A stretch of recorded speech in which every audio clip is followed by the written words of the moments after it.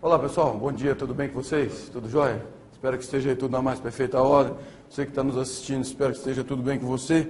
Nós vamos aí continuar de onde nós paramos no nosso último encontro, que nós estamos fazendo essa revisão dos contratos administrativos, da dinâmica de montagem dos contratos administrativos.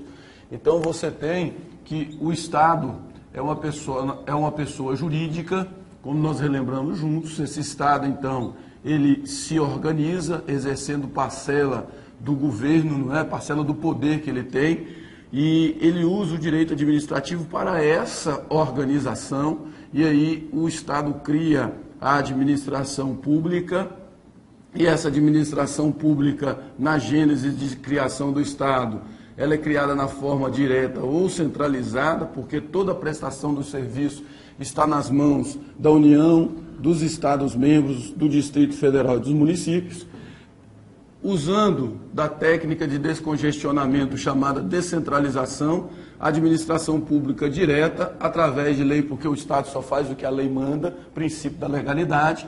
Eu venho aqui, o Estado vem e descentraliza e cria a administração pública indireta. E aí você tem agora os entes da administração pública, que são as autarquias, as fundações, as empresas públicas, a sociedade de economia mista e os consórcios públicos, quando assumirem a personalidade jurídica de direito público na forma de associação pública. Então, o Estado está tecnicamente o quê? Estruturado. O Estado está tecnicamente montado. Para fazer o quê? Para gerenciar as necessidades básicas da coletividade.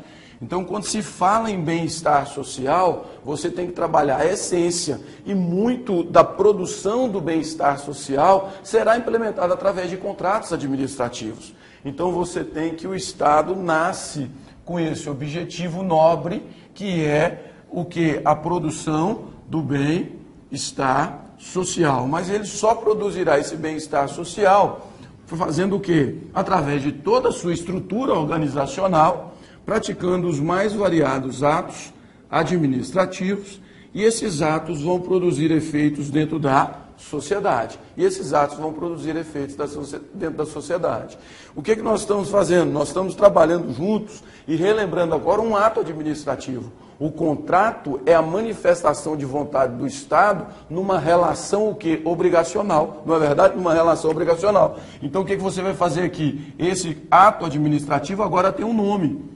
Ele se chama contrato. Ele se chama contrato.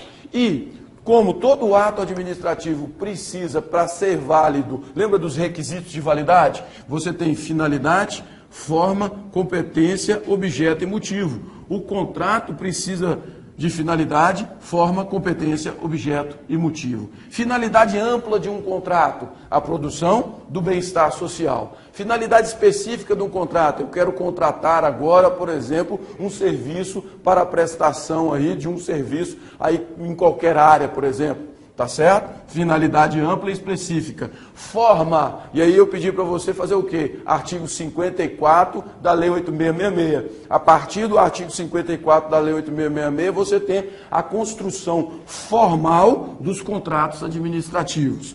Competência, uma autoridade competente vai assinar esse contrato administrativo. O contrato tem um objeto, tem que ter um objeto, que no nosso caso é a prestação de um serviço, E eu vou motivar, eu vou dizer quais são as razões de fato que me levam a contratar e qual a base jurídica que autoriza a minha contratação, que é a lei de licitação como regra geral. Lembra disso? Então, como regra geral, para que eu possa produzir um contrato, eu tenho que licitar. A exceção a própria lei traz, quando você tem a contratação direta. Então, a regra geral para nós aqui é que esse Estado aí, se ele quiser contratar, ele tem que fazer o quê? Ele tem que implementar licitação para produzir um contrato, para produzir um contrato. Porém, na contratação direta, veja, o Estado salta esse procedimento, claro que amparado na lei, e aí você tem lá o artigo 17.1 de licitação, que fala da licitação dispensada,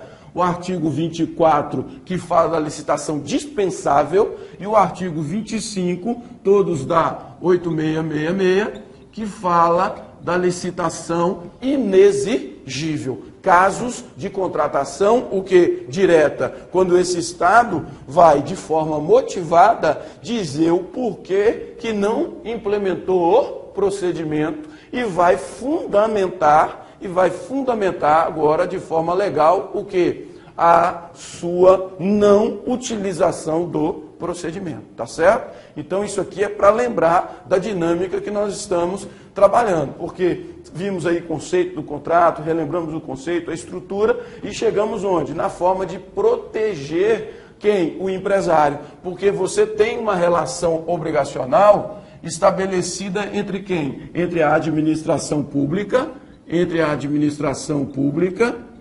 o empresário ou o particular. O Estado é o detentor das prerrogativas, lembra disso? Então você tem aqui o Estado como detentor das prerrogativas e essas prerrogativas dentro da relação contratual, elas têm um nome especial para nós, as cláusulas exorbitantes, aquelas cláusulas que dão ao Estado um poder maior, não é, do que ao particular, correto? Alteração unilateral do contrato, rescisão unilateral do contrato. E aqui você precisa proteger esse cidadão, não é? Porque senão você não encontraria um empresário, não é?